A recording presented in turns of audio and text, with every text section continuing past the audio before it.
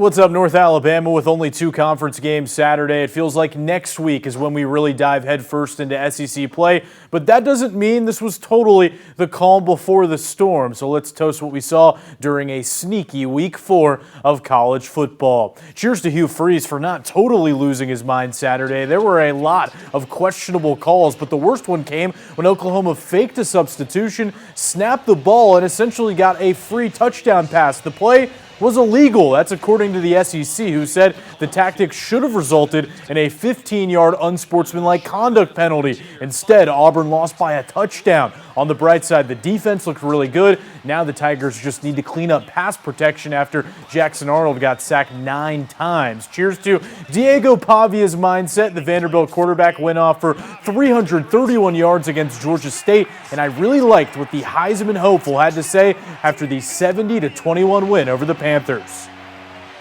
No matter who you play, there's always going to be one kid that's going to be his last game seeing you, ever. I don't come from a lot of money, so I remember going to one game. That was my only impression of him. So I want to, be the best version of me for those kids that, get to only go to one game.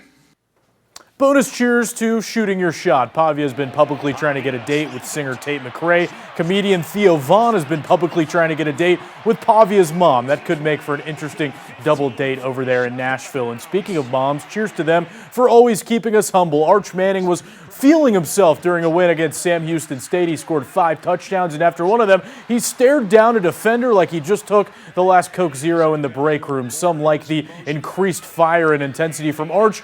Others thought it got a little bit excessive, including his mom. Arch said afterwards she was mad at him for that stare down. And we do this thing every year where we doubt Missouri fans, see them on the schedule, and pencil them in as an automatic victory. But here we are, the Tigers sitting at 4-0 after an impressive win over South Carolina. Cheers to running back Ahmad Hardy for helping make that happen. The UL Monroe transfer leads the SEC with 600 yards. The next closest rusher in the conference has 375. Finally, cheers to it being Alabama-Georgia week. Whether it's SEC title games, playoff matchups, or regular season battles like this one, these two have produced some of the most iconic moments in college football recent history. Now they'll meet in Athens for the first time since 2015, and there is a lot on the line between